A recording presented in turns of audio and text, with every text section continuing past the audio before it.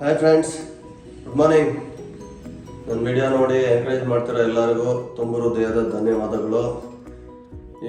ಇವಾಗ ಬೇಸಿಗೆ ಕಾಲ, ಸೊ ಇವತ್ತು ಒಂದು ಸ್ಪೆಷಲ್ ಡಿಶ್ ತಂದಿದ್ದೀನಿ. ಏನು ಹೇಳಿ, ಮಾವಿನಕಾಯಿ ತಂಬುಳಿ. ಸೊ ಬನ್ನಿ ಹೇಗೆ ಮಾಡೋದು ಅಂತ ತೋರಿಸ್ತೀನಿ. ಒಂದು ಮಿಕ್ಸಿ ಜಾರ್ಗೆ ಒಂದು ಮುಕ್ಕಾಲಷ್ಟು ಮಾವಿನಕಾಯಿ, ಒಂದು ಬೌಲ್ ತೊಗೊಂಡಿದ್ದೀನಿ. ಅಷ್ಟೇ ಪ್ರಮಾಣದ ಕೊಬ್ಬರಿ ಹಾಕೊತಾ ಇದ್ದೀನಿ. ಒಂದು 6 ಮೆಣಸಿನ್ಕಾಯಿ ತೊಗೊತಾ ಇದ್ದೀನಿ. ಮೆಣಸಿನ್ಕಾಯಿನ ಫ್ರೈ ಮಾಡಿ ಕೂಡ ಹಾಕೊಬೋದು. ಒಂದು ಸ್ಪೂನ್ ಹುರಿದಿರೋ ಜೀರಿಗೆ ಹಾಕೊತಾ ಇದ್ದೀನಿ. ಒಂದು 4ರಿಂದ 5 ಕಾಳು ಮೆಣಸು, ಒಂದು ಸ್ವಲ್ಪ ಶುಂಠಿ, ಒಂದು ಸ್ಪೂನಷ್ಟು ಬೆಳ್ಳುಳ್ಳಿ, ಸ್ವಲ್ಪ ಬೆಲ್ಲ.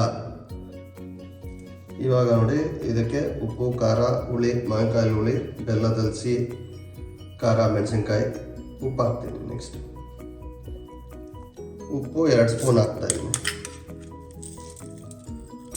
1-2 ಕರಿಬೇವೆಲೆ, ಒಂದು ಸ್ವಲ್ಪ ಕೊತ್ತಂಬರಿ ಸೊಪ್ಪು ಹಾಕ್ತೀನಿ. ಇದಕ್ಕೆ ಸ್ವಲ್ಪ ನೀರು ಸೇರಿಸ್ಕೊಂಡು ಚೆನ್ನಾಗಿ ಮಿಕ್ಸಿ ಮಾಡ್ಕೊಳೋದು. ಈಗ ಮಿಕ್ಸಿ ಮಾಡ್ಕೊಂಡಾಗಿದೆ.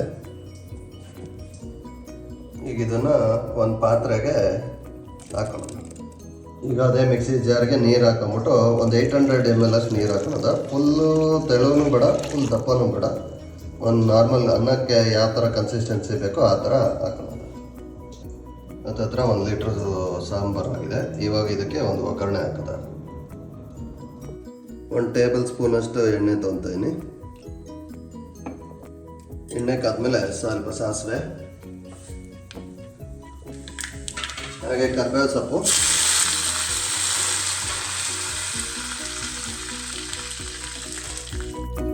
ಕೆಂಪು ಮೆಣಸಿನ್ಕಾಯಿ, ಹಿಂಗು. ಇದನ್ನು ಸಾಂಬಾರು ಹಾಕಿ. ಸೊ ಮಾವಿನಕಾಯಿ ತಂಬುಳಿ ರೆಡಿಯಾಗಿದೆ. ಅನ್ನ ಜೊತೆಗೆ ನೆನೆಸ್ಕೊಂಡು ತಿಂತಾ ಇರೋದು ಅಷ್ಟೇ ಇನ್ನು. ಸೊ ಇದೇ ಥರ ವಿಡಿಯೋಗಳಿಗೆ ನೋಡ್ತಾ ಇರಿ. Thank you.